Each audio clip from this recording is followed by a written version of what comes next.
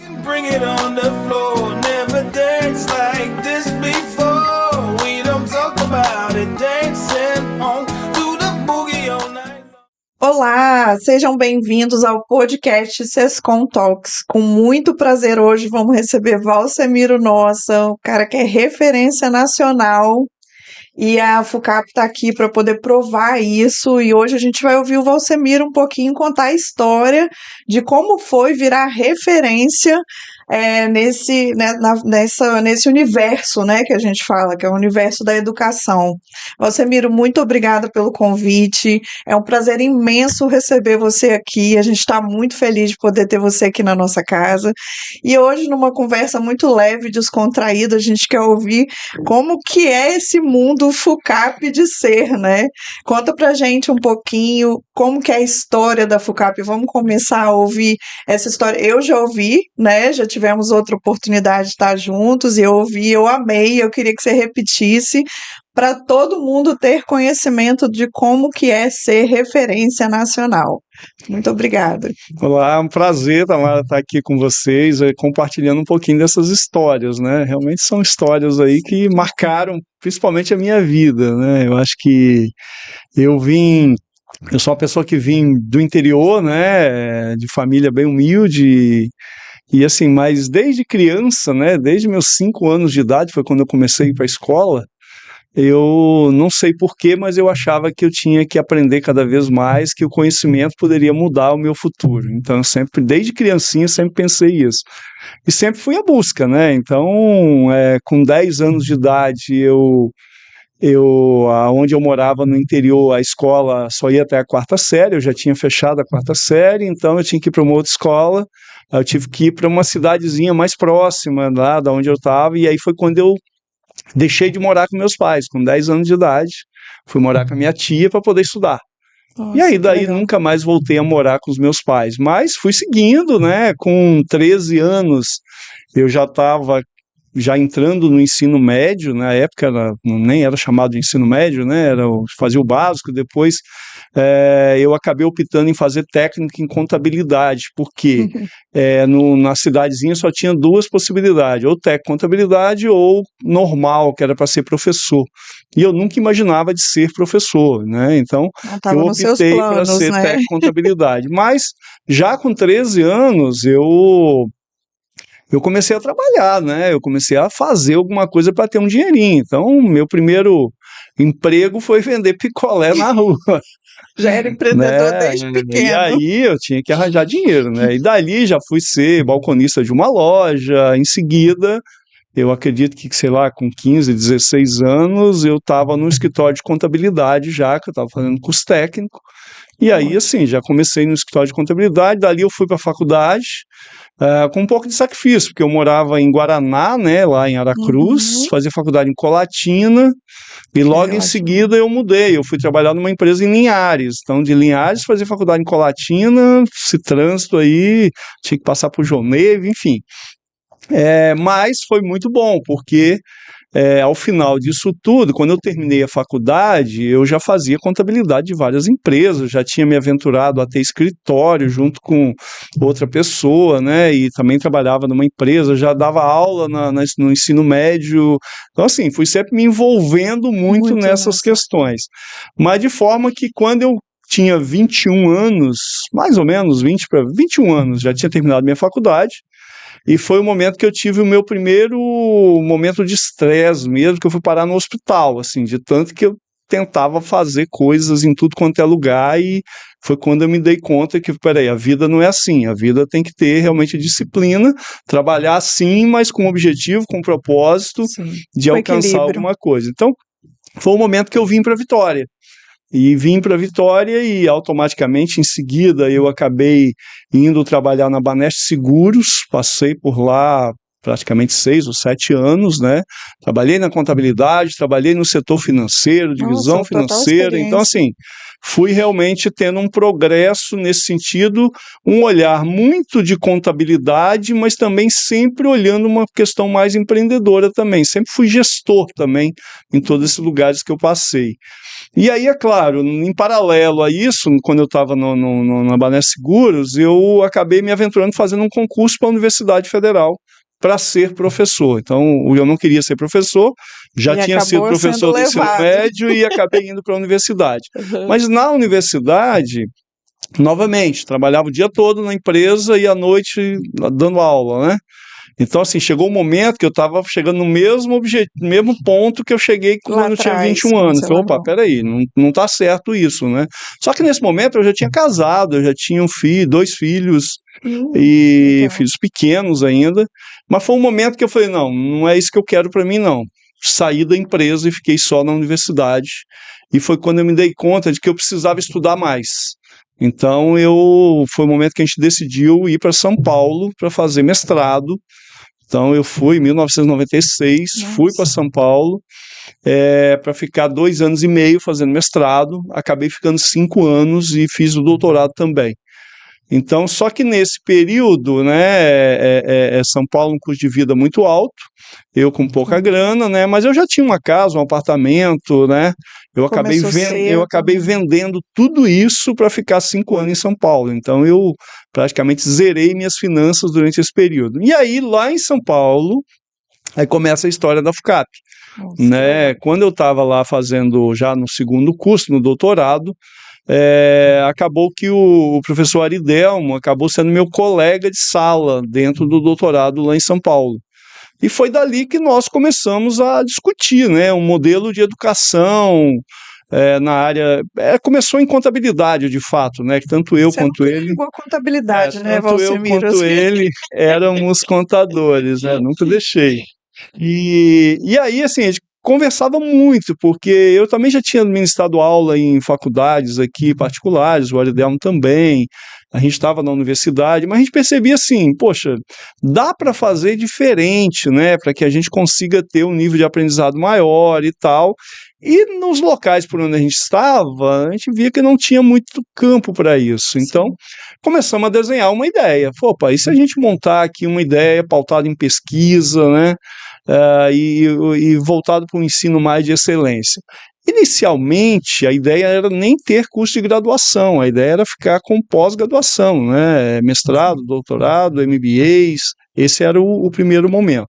Então, desenhamos tudo isso.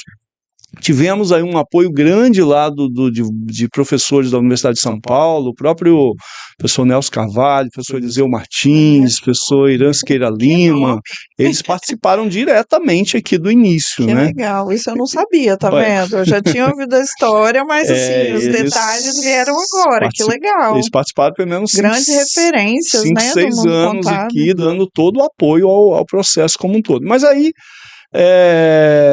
fizemos o lançamento da FUCAP no ano 2000, foi inclusive dentro de uma convenção de contabilidade do Conselho Regional de Contabilidade do Espírito Santo. Nós tivemos um apoio na época da gestão do Valdir Massucati. Ele abriu as portas e nós fizemos no centro de convenção o lançamento da FUCAP. E lançamos já o projeto do curso de mestrado, que começou exatamente no final do ano 2000, cuja primeira aula inaugural foi dentro do auditório do CRC. Olha, que bacana, Então, com apoio do CRC já desde cedo, desde o começo, né? Então foi assim que a gente Bacana. nasceu a ideia, né? A ideia começou por aí e começamos com o mestrado, né? Só que para aprovar o mestrado, nós somos exigidos a ter um curso de graduação. E aí foi quando nós começamos a trabalhar esse curso, que começou depois em 2005. Sim. Né? Essa E foi a aí ideia. você falou que isso foi em 2000, então assim, temos aniversário esse ano, né? 25. Estamos nos 25 anos É. de FUCAP e assim, a gente estava até falando ali atrás nos bastidores com sequências de FUCAP Convida, não é isso? Convida, temos. É muito legal e a gente vê que você realmente já tinha uma visão diferenciada, porque para você ter tantas pessoas apostando de renome, com tanta importância no mercado, e já de cara, na sua visão inicial, te dar esse apoio e saber que investir, né? Como você falou, Eliseu Martins, o próprio CRC, então, assim, parabéns pela visão. A gente fica feliz de ver que realmente a FUCAP hoje é uma referência nacional, né? Mas aí eu quero, assim, não acabou ainda a história. A gente chegou na fundação da FUCAP. E aí a gente estava até falando que para a FUCAP ser do tamanho que ela é hoje e essa referência, não é fácil. Eu queria entender esse processo, Valcemiro.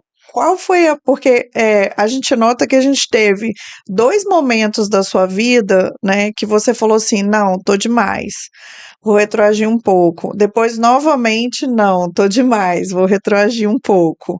Teve um terceiro momento que você teve que fazer isso, porque na FUCAP você teve que colocar todo o seu suor nesse projeto. Teve sim, foi exatamente durante a pandemia. Eu tive problemas de saúde, inclusive, Olha, de perder memória por alguns dias aí, por questões de estresse mesmo, né? Então, assim, você chega num momento que são muitas decisões, são muitas questões acontecendo, você fica meio sem rumo, dado tanta incerteza, né, que teve naquele momento. da Covid, E aí sim. foi 2020, e aí é claro, daí pisei no freio de novo, né, redistribuí coisas, e hoje tô bem, hoje eu tô mais equilibrado, apesar de muito trabalho A gente ainda, mas a gente amadurece. aprende aí, né, com o tempo, mas assim, o desafio de desenvolver um negócio, né, não só a FUCAP, mas qualquer negócio, ele é desafiador, né, e assim, quanto mais o tempo passa,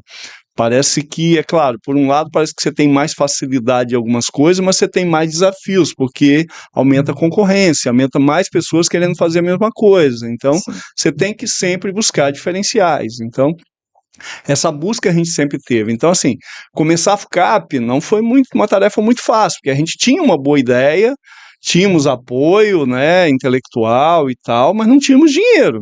Então, esse era Essa história que eu queria que você esse era o chegasse. ponto principal. Então, Eu, assim, à época, né, nós começamos eu, o Aridelmo e o Arilton, que era o irmão dele, nós três, nós aportamos R$ 1.000 cada um, R$ 3.000. Tudo bem, nós estamos falando ano 2000, mas era R$ 3.000 não era nada. não, Então, mas aí, poxa, como é que você começa um negócio? Bom, fomos buscar parceiros, né? Então, assim, basicamente a FUCAP, ela foi incubada dentro da Multivix, que era a Univix na época. Então, assim, depois eles virou. abraçaram o nosso projeto.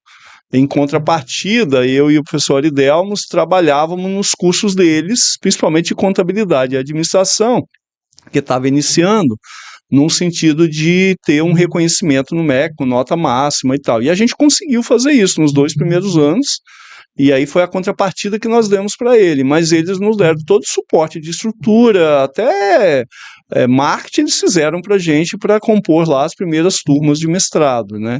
E depois de 2 anos, aí sim, até antes disso nós saímos, já tínhamos a nossa pequena sede aqui na Avenida Rio Branco, Santa Lúcia, e depois fomos fomentando, automaticamente essa coisa foi crescendo, é claro, com o tempo a gente teve que aportar algum recurso, mas aí você vai Sim, conseguindo aí pessoas e outras questões, o próprio negócio foi gerando bastante recurso lá no início e fomos equilibrando, mas sempre trabalhamos assim, o tempo inteiro de olho no caixa, porque, poxa, ele estava sempre no nível ali que qualquer deslizezinho, qualquer você... crise a gente, teria problema, como tivemos. Sim. Nós já tivemos um momento que a gente deixou de pagar o INSS por 6 meses, porque aí mais em seguida colocamos em dia. Então, assim, poxa, é legal uma empresa deixar de fazer isso? Não é, mas era onde, naquela época, nós seríamos menos exigidos naquele primeiro momento. Né? Então você vai criando um malabarismo aí de ser gestor, do empreendedor brasileiro, então, eu né? diria que hoje, a situação hoje é muito confortável? Não, ela continua sempre apertada, mas hoje a gente tem um horizonte melhor, a gente colhe muito mais coisas do que era lá naquele início, né? E eu te falei da questão do curso de graduação, Quando nós fomos exigidos a ter graduação, não era o nosso propósito inicial. A gente não queria, mas dado que fomos exigidos, assinamos lá todos os compromissos de que faríamos, Sim. e foi o momento que, poxa, vou fazer um curso de graduação, qual é o modelo do curso que eu quero, né? Eu não vou fazer mais um igual a vários que tem no mercado, né? Nós tínhamos muitos cursos de graduação na época em contabilidade e administração, que era onde nós começamos. Eu me lembro que acho que no estado tinham 22 cursos no ano 2000. De contabilidade. A administração tinha quase 50. Nossa. Então, assim, poxa, como é que eu monto mais um e me diferencio destes? Porque senão você ia cair na mesma vala comum aí de todo mundo, procurando aluno, sem conseguir entregar realmente algo de valor para a sociedade. Então, o nosso primeiro ponto foi, qual é o perfil que as empresas realmente querem de um profissional de contabilidade, um profissional de administração? Então, nós fomos fazer uma pesquisa nas empresas. Então, rodamos várias empresas aqui do estado, Minas, pegamos algumas, Rio de Janeiro, São Paulo, e aí fomos ver assim, quais são as habilidades e competências que eu devo formar num aluno para que ele seja um profissional requerido lá no mercado depois. Então, coletamos isso nas empresas. E aí tivemos aqui as várias habilidades e competências. E aí fomos ver as escolas que formavam. Então pegamos as escolas tido melhores aí no Brasil, fomos no IBMEC, na própria FGV, na PUC, USP, pegamos algumas referências no Brasil da época e fomos ver como é que elas ensinavam, o que elas ensinavam para formar esse pessoal. E a gente percebeu que entre o que o mercado exigia e o que eles formavam, ainda tinha um gap aqui que não era formado. Então, nós temos que trabalhar esse gap. Então, fomos para fora do país, para buscar isso lá fora, tentar entender como é que era uma business school lá fora, como é que eles formavam um profissional de contabilidade, de administração, né? E depois entrou economia nesse meio também. Então, começamos a andar aí, mundo afora, Estados Unidos, Inglaterra, e acabei que caí lá num grupo de estudo da ONU, no ISAR, que é um grupo de experts em padrões internacionais de contabilidade. Então, na época, eu fui indicado pelo meu orientador para ir nesse evento, lá em Genebra, e eu fui, era uma semana, e lá foi aprovado um modelo de currículo para o curso de Ciências Contábeis, que era o Global Accounting Curriculum, quer dizer, o currículo do contador global. Disso. E aí nós analisamos esse curso depois que eu voltei de lá, montamos um grupo de trabalho e vimos que os diferenciais que tinham nesse curso cobria aquele gap que foi encontrado aqui entre a nossa pesquisa e o que as instituições do Brasil ofereciam.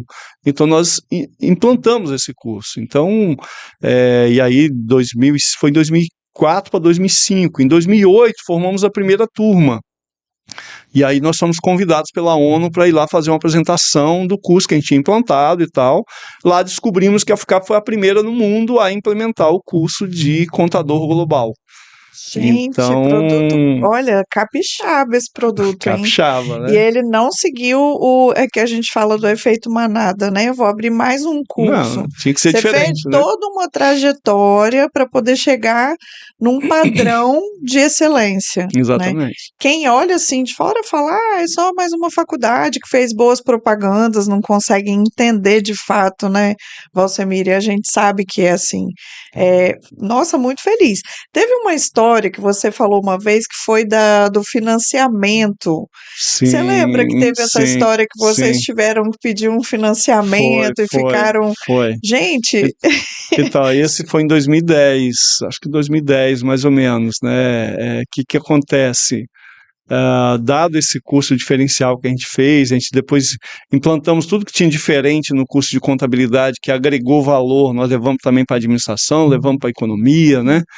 Nosso aluno de contabilidade, ele estuda bastante economia, ele estuda muita gestão, ele estuda matemática para criar raciocínio lógico, então tem toda uma parte de tecnologia e tal.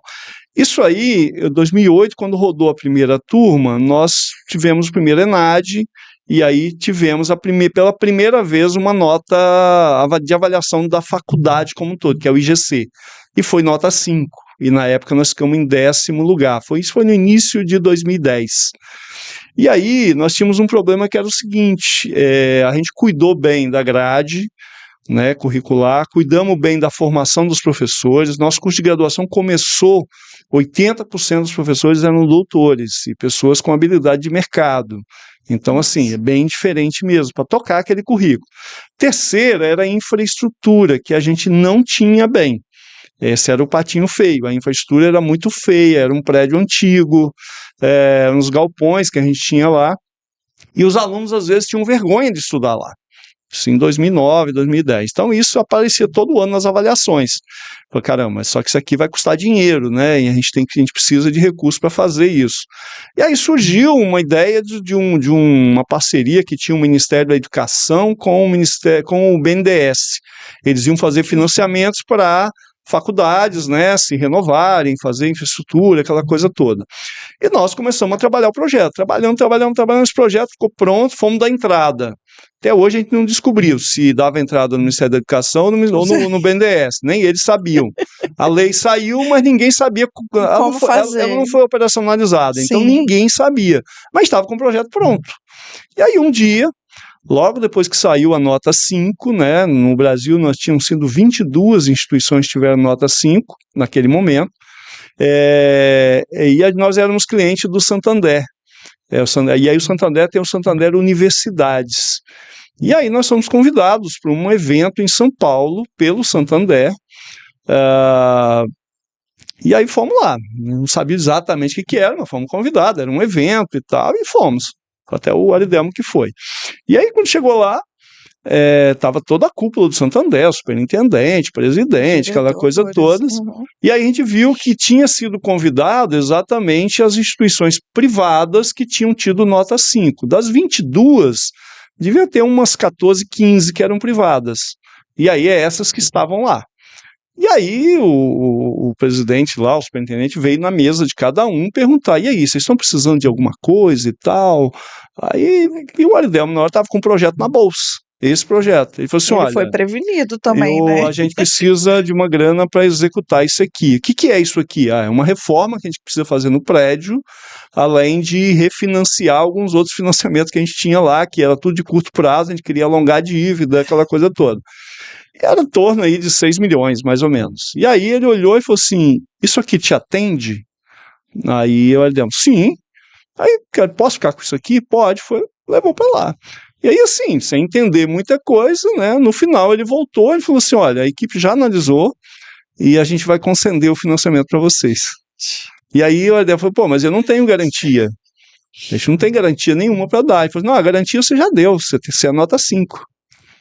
Então, olha, que bacana. Aí assim, e conseguimos, em menos de 20 dias o dinheiro estava na conta, para a gente fazer todo o projeto, que é a fachada que tem hoje lá. É aquela fachada, foi feita em 2010, e aí sim, aí mudou o aspecto, né, ficou melhor, ficou mais bonito e tal. Então esse é um pouco aí dos desafios que a gente veio tendo, e é claro, nem tudo são flores, né, como eu já falei, tem momento que você tem problema de caixa e você tem que correr atrás, né? Deixa o imposto. E ao longo de todo o tempo, por exemplo, nós que éramos os fundadores, né? A gente tinha lá uma retirada que a gente fazia todo mês. Pô, o caixa apertou, quem é que perde primeiro? Os diretores. Imagina. Então, aí eu tinha que dar aula em outra faculdade para poder me sustentar. Fiz isso por muito tempo, em muitos momentos. A ideia é essa, é inspirar mesmo, Valcemiro. A gente traz essas histórias para trazer inspiração, né?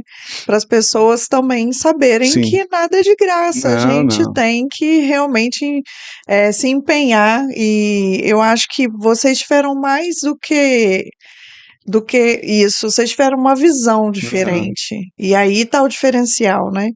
Aí da visão vira referência. Porque sabe o que quer, sabe onde quer chegar e... O que a gente está falando, nada é de graça, mas é possível, né? Exato. Isso a gente não pode perder de vista, desde que você tenha claramente um objetivo e um propósito. Tem que ter um propósito.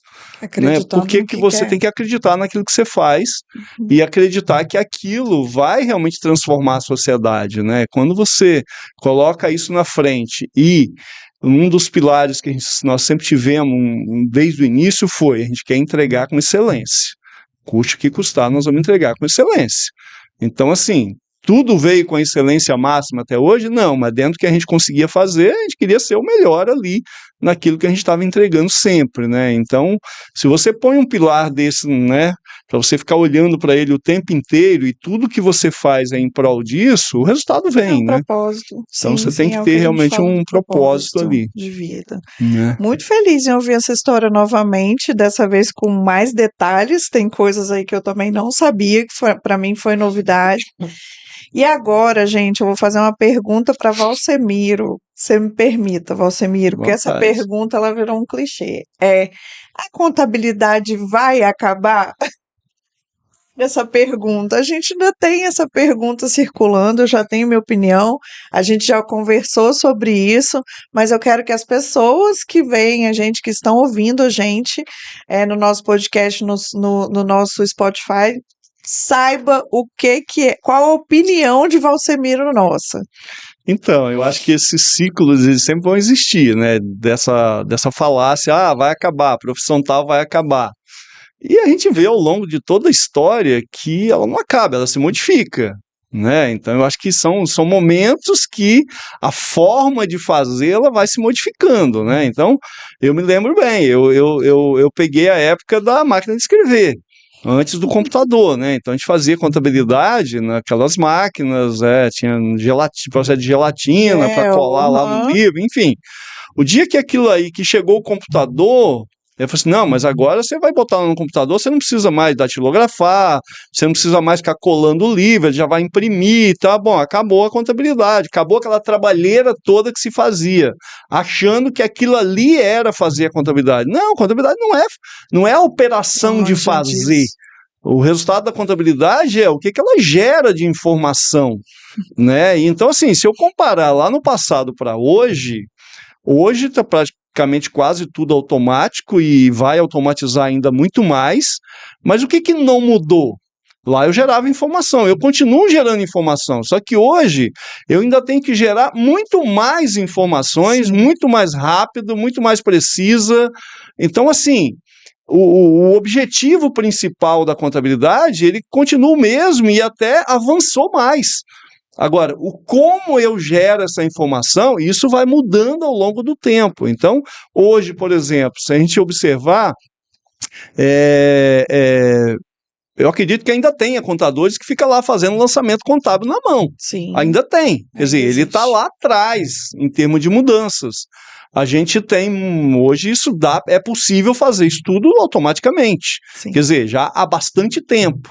Só que assim, quem já estava nisso, fazendo isso já todo automatizado, com um robozinho, aquela coisa toda, hoje eu já consigo ir muito mais à frente do que isso. Então, assim, mais, né? Entregar mais. Qualidade. Porque eu tenho aí inteligência artificial que consegue me ajudar em qualquer tarefa repetitiva. É só ensinar ela vai fazer isso e vai me ajudar a construir algumas análises, mas ela não é a ponta final. Aquele que deixa para a inteligência artificial gerar um relatório e entrega sem lê-lo, vai ter problema, como tem um monte de gente tendo. Então, assim, hoje a gente tem ferramentas excelentes aí, e isso vai avançar ainda muito mais, né, dentro de inteligências artificiais e outros mecanismos aí, que não é só isso, mas ele é vamos dizer assim, uma ferramenta de apoio para você fazer ainda melhor aquilo que você faz, com mais produtividade, mas a intelectualidade do processo, isso está nas pessoas. Agora, aquele que continua fazendo lá o lançamento contábil na mão, esse não está pronto para esse mundo aqui. Não vai ter nem tempo, né? Então, não sobra nem tempo. Provavelmente, se ele não evoluir, com o tempo ele é expelido de fato. Então, para ele, a contabilidade acaba. Óbvio. Agora, se você está se atualizando, se você todas essas ferramentas novas que estão aí disponíveis, elas são ao mesmo tempo muito automatizadas para fazer sozinha, mas depende muito do seu conhecimento, do que você pede, do seu comando. Se o seu comando não estiver correto, o resultado está errado. Então, assim, e isso demanda o quê? Novamente, conhecimento de quem está lidando. E aí, volto a dizer, não é um conhecimento técnico simplesmente, né, como a gente pensava lá atrás na contabilidade. Eu tenho que saber em que momento que eu faço débito, em que momento que eu faço crédito. Não, isso é passado. Isso você parametrizou uma vez, acabou. O que você tem que saber é como é que eu mensuro. né? Como é que eu interpreto lá uma NPCT lá, que vem do CPC, exato. para eu poder fazer aquela mensuração. E uma mensuração de uma empresa pode ser diferente da outra, vai depender de quê? Qual é o contexto que aquela ocorrência está acontecendo, as particularidades, sim. a intenção da empresa. Isso muda a forma de contabilizar, o momento, muda a mensuração. Então, assim, não é mais o tecnicismo que vai te dar diferencial. Isso aí já está implementado. Agora, o seu conhecimento de como interpretar e como gerar a melhor informação para a empresa, com uma lógica que você consiga explicar, que a auditoria chegou, você demora, não, foi feito por isso, com essa lógica, opa, convenceu, opa, você é um bom profissional de contabilidade, agora... não tem jeito. E assim, eu tenho uma visão sobre isso também, Valcemiro, porque eu acho assim, que é o que você falou, usar todas as ferramentas possíveis, inteligências artificiais, todas que existem, maravilha. Só que a gente tem um ponto muito importante, é a questão da confiança. Sim. Que a gente estabelece com as nossas empresas. Eu, como contadora, por diversas vezes eu recebo clientes meus falando, olha, você me mandou o relatório, mas eu quero falar com você, eu quero, apesar de saber e de entender esse relatório, eu quero um tempo de mesa com você. Sim. Eu quero ir no seu escritório tomar um café, porque eu quero ouvir a sua opinião desses dados. O que foi colocado aqui, por quê, se acha que dá para mudar. Então, é o que você falou, é o desenrolar do relatório que foi acontecendo com toda a inteligência, com todos os processos, que vai chegar no ponto final. O que eu faço a partir daí? O que eu faço a partir daí? Eu vou na pessoa que eu confio. Porque às vezes o empresário está com várias ideias na cabeça e ele quer simplesmente poder trocar ideia com alguém. Sim. E um ponto que eu queria ressaltar é assim, esse conhecimento que eu estou falando aqui não é um conhecimento contábil somente, sim, como era no passado, né? Então, assim, e aí, puxando a sardinha agora para o que a gente fez, o curso que a gente tem na FUCAP, que veio lá desse currículo do contador global, lá da ONU e tal, contabilidade é um pedacinho do curso. Ele tem muito economia, ou seja, um contador, ele tem que entender de negócio, ele tem que entender, por exemplo, agora, esse tarifaço que está chegando aí, qual a implicação econômica disso? Tá? Como é que ele vai orientar o cliente dele, não é para fazer ou não a operação, né, mas até mesmo para prever o que vem pela frente em termos de resultado, se isso realmente acontecer, qual o impacto disso? Então, assim, qualquer coisa que acontece em nível internacional, em nível nacional, uma fala errada de um político, qual a consequência disso dentro da empresa? Então, assim, como é que ele mede isso? Se ele não tiver conhecimentos econômicos, se ele não tiver conhecimento um pouco jurídico, né? Se ele não souber da gestão, ele não consegue fazer esse diálogo. Então, assim, o curso que a gente tem lá hoje de contabilidade, ele tem uma base forte de economia, uma base forte de gestão. O aluno tem que saber como é que ele lida com pessoas, gestão de pessoas, marketing. Sim. Tudo isso ele tem que entender, claro, ele não vai ser o expert em cada coisa dessa. Mas uma visão geral. Mas ele tem que entender isso aí e como é que a contabilidade se encaixa nisso. Então, assim, as pessoas muitas vezes perguntam assim, pô, mas lá na FUCAP vocês têm um escritório modelo para ensinar o aluno a fazer a técnica lá? Não, não temos e não vai ter. Não vai ter, compensação, vocês têm diversas outras... O que a gente sempre enxergou olha, eu não estou formando um tecnicista aqui para aprender a fazer uma coisa e o dia que muda ele não sabe fazer a outra. Não, eu estou dando fundamentos para eles, econômicos, contábeis, de gestão, para que ele vai conseguir se virar em qualquer situação de crise que ele esteja, porque a técnica... Se ele passar 15 dias a um mês dentro de um escritório vendo os outros fazer, ele vai aprender e ainda vai propor que faça diferente. Porque ele tem um fundamento, ele tem um raciocínio, uma visão mais sistemática de tudo, mais holística. Então isso é provável que ele vai chegar no escritório e falar assim, tá, mas por que você faz isso desse jeito? E se a gente fizesse assim, assim, assado? Ele vai até mudar o processo e vai melhorar, com uma visão maior que ele tem. Então, a gente prima muito mais em formar um contador com uma visão mais holística, né? Com mais conhecimento de fundamentação, onde ele consiga olhar o todo do que uma técnica específica. Se eu falo para uma técnica específica, ele só vai aprender aquela técnica. Sim. Então, e isso é a proposta do currículo que tem É lá. um profissional multidisciplinar, né? Agora, já tivemos, eu coloquei uma disciplina optativa, vamos ter lá, tem um sisteminha lá, ok, mas é um adicional, não é o core do curso. Sim. Né? Então, Porque nessa linha. você coloca no mercado quem tem, e eu acho que isso, Valsemiro, ele traz até outros benefícios já que a gente nem falou. Por exemplo, o cara que ele tem uma visão um pouco mais, ele tem uma matéria de economia ali na faculdade. Como que eu posso exercer a minha profissão sendo que eu gostei, vou virar o contador especialista numa determinada área que vai bem para o lado da economia, entende? Ou outras visões, né? Por exemplo, quando o cara tem direito dentro do curso, que tem o direito empresarial e tudo, ele fala, eu estou formando em contabilidade, mas eu vou ficar trabalhando com questões bem específicas do direito, né? Ou, enfim, dentro da contabilidade você tem um mundo, né, para trabalhar. Sim. Então, assim, você acaba que com essa visão multidisciplinar, você acaba, às vezes, abrindo a cabeça de quem está lá para fazer um outro trabalho que não seja só o do escritório, porque no primeiro momento o que se pensa eu vou fazer ciências contábeis para eu já abrir meu escritório. Então, e aí vem uma questão ainda, né? Quem está de fora, você pega os jovens hoje, ele olha e fala, mas ser contador, ficar trabalhando num escritório, não é o que ele quer. Exatamente. Mas a contabilidade não é só um escritório. A contabilidade tem um mundo muito maior. Só que hoje, a gente não tem conseguido despertar o interesse das pessoas virem para a área de contabilidade. Outras áreas também tem problema, mas contabilidade a gente não tem conseguido. A cada ano, o número de candidatos nos vestibulares do Brasil inteiro é menor. A gente não está conseguindo despertar isso aí. A gente tem um fato interessante lá na UFCAP, que a gente também não consegue despertar no vestibular, mas eu converto depois. Como os nossos cursos de contabilidade, administração e economia são integrados, os 2 primeiros anos os alunos estudam juntos, as matérias são as mesmas, né? Tem uma base aí muito forte de contabilidade, de economia, de gestão, todo mundo estuda igual. Que ocorre? Ele entra às vezes para fazer administração, e ele tem os 2 primeiros anos para decidir se é administração, se é economia ou se é contabilidade. E eu tenho uma migração muito grande de aluno para a contabilidade. Então, eu diria que contabilidade tem uma das menores entradas, né? Mais ou menos assim, em economia entrou 70, contabilidade entrou 15.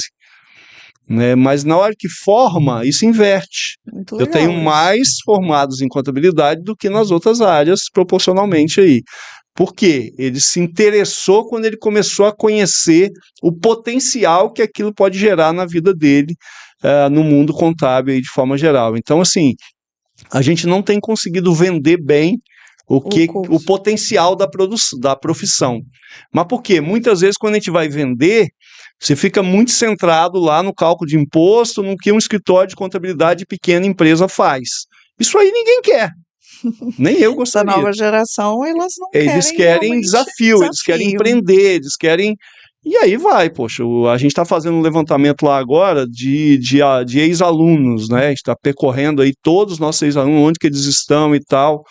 A surpresa é muito grande. O que a gente tem de controller de grandes empresas, diretor financeiro de grandes empresas no Brasil, no exterior. Assim, dado o conhecimento que ele adquiriu aí, esse conhecimento mais forte, mais personalizado. Né? Eu mesmo conheço um primo, tem um primo que estudou lá e que hoje ele trabalha numa grande empresa e assim, para ele foi exatamente o que você falou.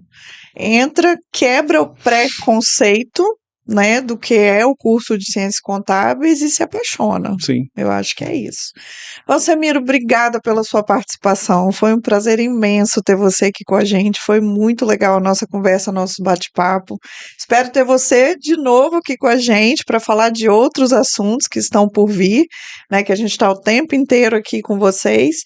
Muito obrigada. Obrigada mesmo pela sua presença. De nada, foi um prazer estar aqui. Acompanhe também, né? Lá na FUCAP nós temos um Sim, podcast, o FUCast. Acompanhe, nós teremos muitas novidades que estão saindo agora no segundo semestre, né, novos produtos, né, cursos executivos e tal, e não só isso, tem muitas mudanças que vão ocorrer agora no segundo semestre na FUCAP, né, algumas eu ainda não posso dar nem spoiler revelar. aqui, mas acompanhe a gente lá em todas as nossas redes sociais, né, no Instagram, é só @FUCAP, vocês sempre vão cair lá no Instagram, no LinkedIn, assim, todas essas novidades estão sendo colocadas e cada vez mais a gente quer ter uma interação muito maior com o mercado, né, com tentar sentir quais são as dores que estão no mercado para que a gente possa produzir soluções e levar para essas Isso dores. aí. Então, assim, tem muita coisa para Muita coisa chegar aí. boa. Acompanhe a gente, que eu acho que Com vocês têm muito a certeza, aprender aí. estamos sempre ligados. Obrigada. Tá certo. Gente, ficamos por aqui. Espero vocês. Sigam nas redes sociais, no nosso Spotify. Estamos ligadinhos. E até breve. Tchau, tchau. Bring it on the floor, never dance like